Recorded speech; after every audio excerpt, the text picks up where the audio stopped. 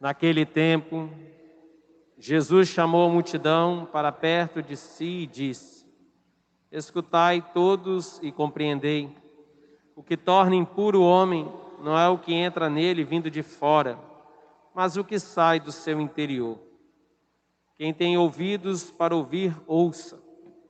Quando Jesus entrou em casa, longe da multidão, os discípulos lhe perguntaram sobre essa parábola. Jesus lhes disse: Será que nem vós compreendeis?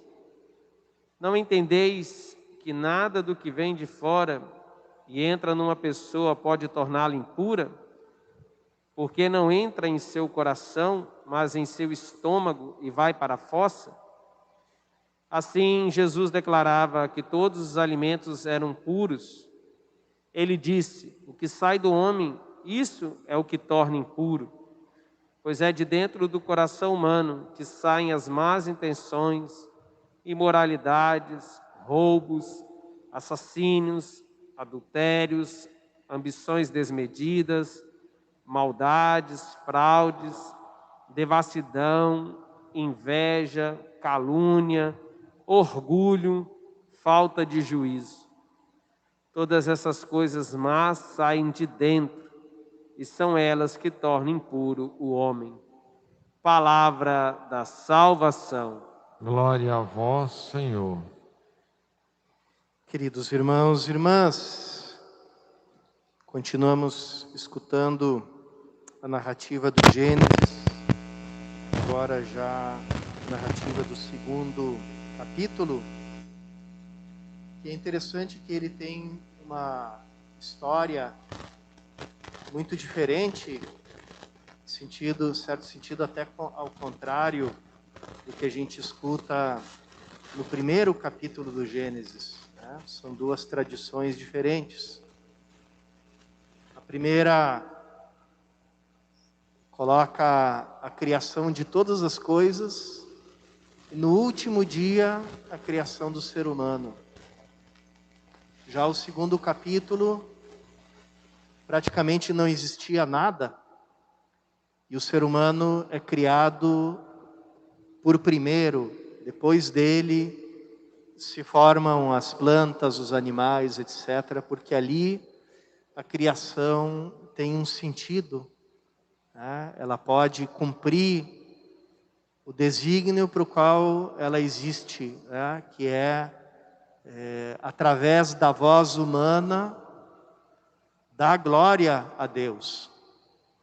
Porque todas as criaturas glorificam a Deus, né? A gente lembra aquele salmo, né?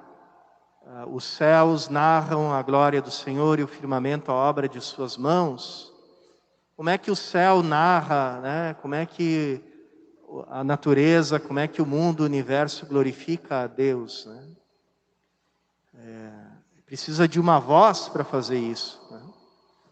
Precisa de, por assim dizer, de um intermediário que revele o sentido de todas as coisas e revele a grandeza delas e perceba por trás da beleza, da sabedoria de todas as coisas, aquele que é a sabedoria infinita, a beleza infinita.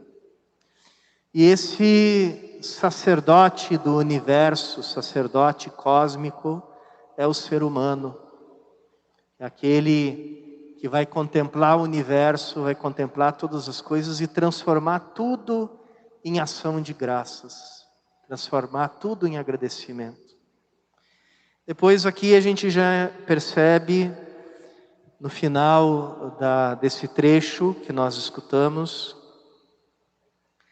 a grande prova, que é o não comer da árvore do conhecimento do bem e do mal, porque esse conhecimento, ele é reservado ao Criador de todas as coisas. O último critério de tudo é Deus, não é o ser humano.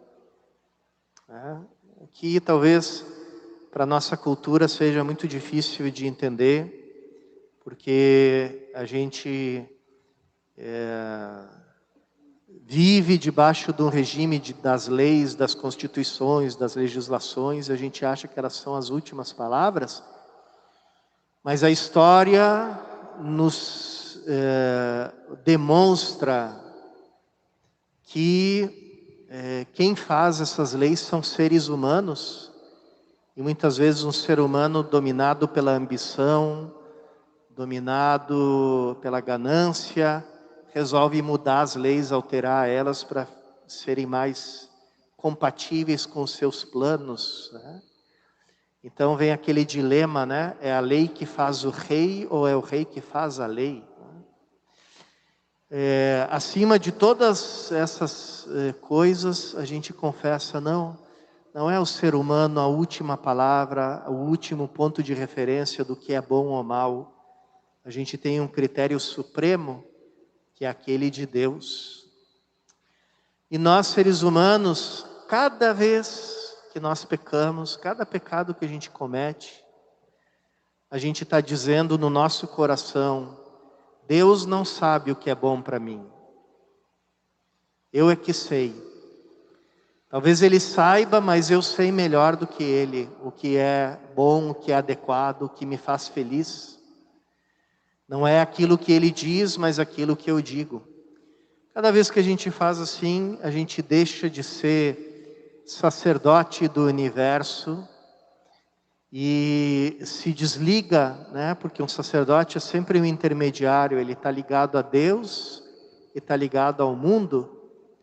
Se a gente se desliga de Deus e quer ser o Senhor absoluto de todas as coisas, o que acontece? A gente cai debaixo do domínio da criatura, e aí a criação, que servia para nos levar a glorificar a Deus, né? Nos levar à santidade, ela se torna uma tentação, ela se torna uma pedra de tropeço. Ao invés de ela ser um caminho para nos reconduzir a Deus, ela nos serve de obstáculo. Mas Jesus nos lembra que não são as coisas que nos fazem pecar. Não é o dinheiro, não é o prazer, não é o poder que nos faz pecar. É o nosso coração. A maneira como a gente olha para as coisas. A ganância com que a gente se relaciona com o universo inteiro. É uma relação de ganância, uma relação de posse, de dominação, que está dentro do nosso coração.